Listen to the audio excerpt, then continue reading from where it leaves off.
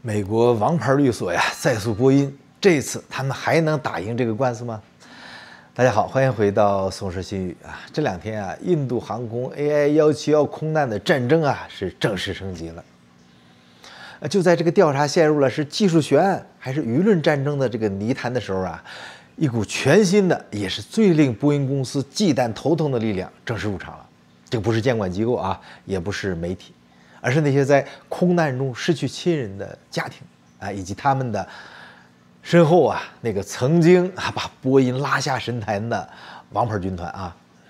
根据最新的消息啊，65名遇难者的这个家属啊，已经正式聘请了美国顶级的这个航空法律事务所，叫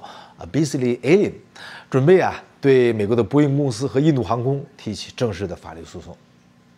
这个名字呀，对于关注航空安全的朋友来说啊，可以说如雷贯耳。这个 Beasley Allen 呢，就是当年在波音787 MAX 两起空难之后，代表遇难者家庭把波音公司告上法庭，并且最终迫使其承认责任，支付了数十亿美元赔偿的复仇者联盟啊。那他们的入局啊，不仅仅意味着一个开始了一场天价的法律索赔战啊，更重要的是啊，他们带来了一个全新的、足以颠覆之前所有的人为因素的猜测以及最强有力的技术反击。那就是这个律师事务所叫 Beasley Allen 啊，他的首衔就是首席律师就是最大的律师、最牛逼的叫 D. Michael Andrews 这个人是在航空这个诉讼领域是以他们强悍的这种专业能力可以对波音的赫赫战绩而闻名的。现在这支王牌军团呢，已经把他们的目标对准了 AI171。他们的诉讼策略呢就非常清晰的，是一场双线作战。在美国联邦法院，对波音公司提起什么呢？产品责任的这个诉讼，直指你飞机本身存在设计或者制造缺陷。那在英国法院他们对印度航空提起来基于蒙特利尔公约的诉讼，追究他作为承运人责任。那很多朋友可能看到我之前的视频这个我们要插一点这个解释一下为什么会有另外一家，就是我们之前提到过的那个英国伦敦的是吧，叫Keystone Law 这个事务所也在起诉这个印度航空这个不是内斗，而是一个应该说是分工明确的这种强强联手因为 Keystone Law 是代表英国本土的这个遇难者起诉的，因为这个律所也是英国的王牌，在英国本土状告印度航空，适用的也是蒙特利尔公约而 Beasley Allen 他作为美国的这个波音杀手他的这个主攻的方向是在美国状告波音公司的产品责任，所以这种分工可以确保在每一块战场上都能以他们最熟悉的战场规则来这个去和对方较量然后发起最猛烈的这个法律诉讼战。在初步报告发布之后所有的人为因素的猜测都设立在一个无可辩驳的基础上看起来无可辩驳，就是黑匣子因为黑匣子就到什么呢？这个燃油开关被移动到了 cut off， 就是切断位。然而这个 Beasley Allen 这个首席律师安德鲁斯就公开了一个足以动摇这个基础的颠覆性的这么一个技术论点。他说飞行飞机记录器就是 FDR 黑匣子，它记录的并不是开关的机械位置移动而是它的状态改变后产生的电流变化alteration in electrical current 电流这个变化。那么这个论点就可以说是釜底抽薪了，算是他告诉我们一个惊人的事实打引号事实，黑匣子并没有一个眼睛，它没在盯着那个物理开关，它只是一个电流表，在读取这个电路中的信号。这就意味着什么呢？一个有计算机引发的故障，完全有可能呢，这个在物理开关没有被移动过的情况下，向 FDR 就黑匣子发了一个错误的切断信号。那这个观点就和我们之前讲过的那个起落架的那个传感器故障啊，以及那个尾部电子舱水灾的这个论点啊，就形成了一个自洽。哎，他给那个神秘的幽灵指令，那个电子幽灵啊，不知道从哪儿来的，提供了一个比较权威的来自顶级法律专家的这么一个技术背书。这可不是说我们 YouTuber 啊，我们这些航空爱好者啊，这是曾经和波音打官司打赢的一位大律师他说的观点。所以基于这个论点啊，安德鲁斯他就公开呼吁印度官方的，他说你必须公布所有完整的苍蝇记录啊，并且警告说呀，如果你选择性的发布消息啊，你可能会导致错误的解读。那遇难者家属啊，有一个代表叫Trupti Soni 啊，他更是直言不讳地表达了他自己的怀疑。他说呀，他相信有一个技术或者设计的缺陷呢，可能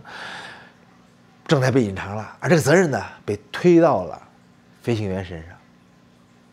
那为了进一步加强这个产品责任的指控啊，这个安德鲁斯律师呢，还打了另外一张牌，他扩大战场。那他公开引用了近期在全球范围内其他波音787客机的这个故障事件啊，这个比如说这个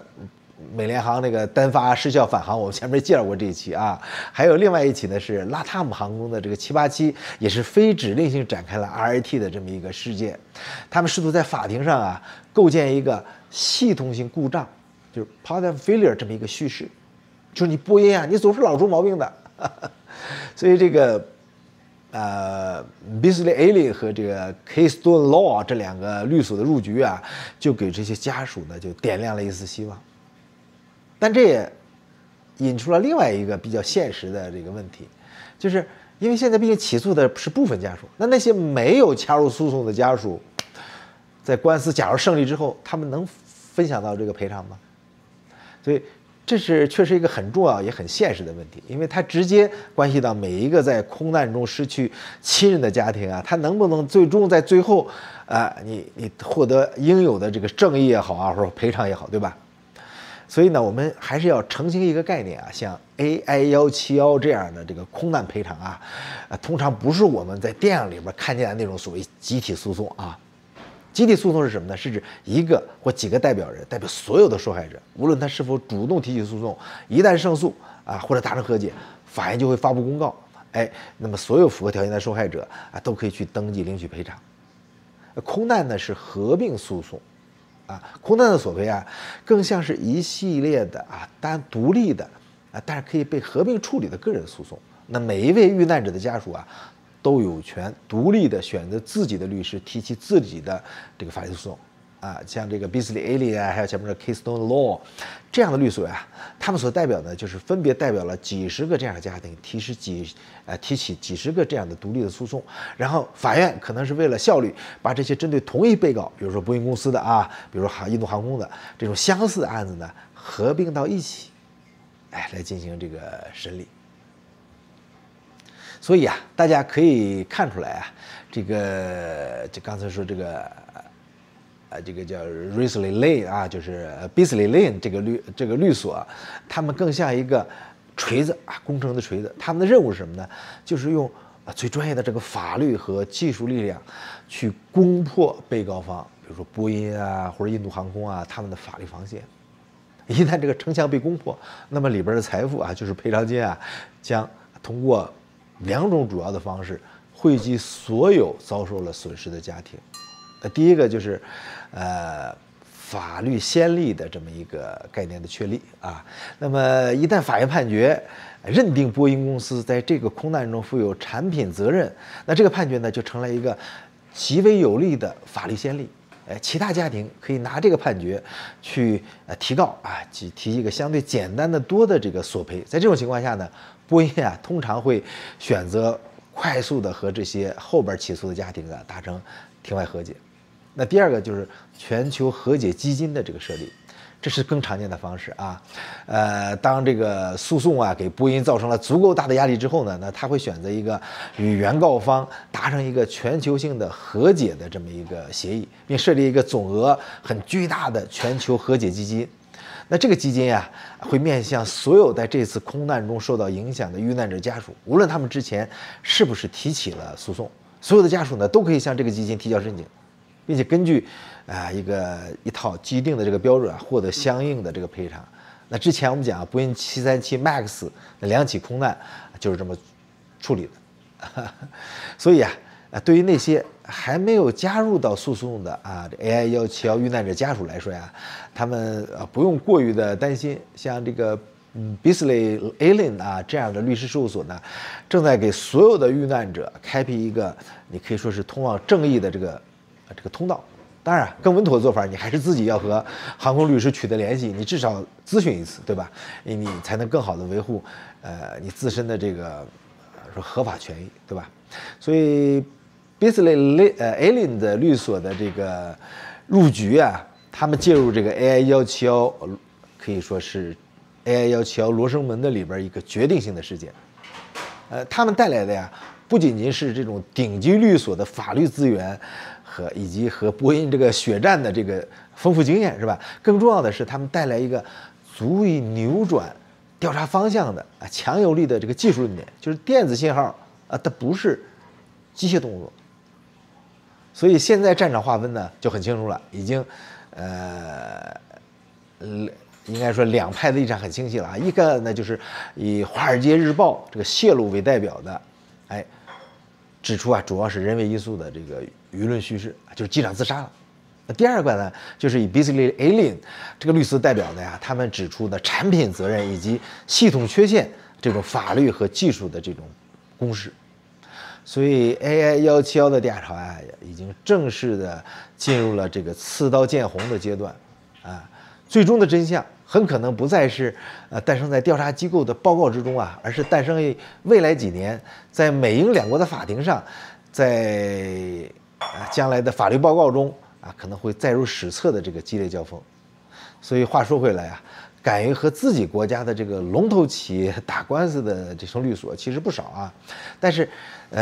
你涉及到过去5年最惨的2起空难，这些国家其实都应该感到羞愧。为什么呢？因为他们都自诩为大国实际上也是世界上第1、第2的人口大国，没有一家律师事务所为自己的同胞去挑战这些强势的公司，是吧？所以你说是不是丢人咱别说人家美国的律师事务所为了钱，你说这个就没意思了。你想想，为什么美国的律师事务所敢这么干呢？能想明白吗？好吧，这就是今天的AI171空难的一些进展。谢谢大家收看。你对这个安德鲁斯律师他提出的这个观点是不是认同的？欢迎大家在评论区留言。谢谢大家收看，我们下次再见，拜拜。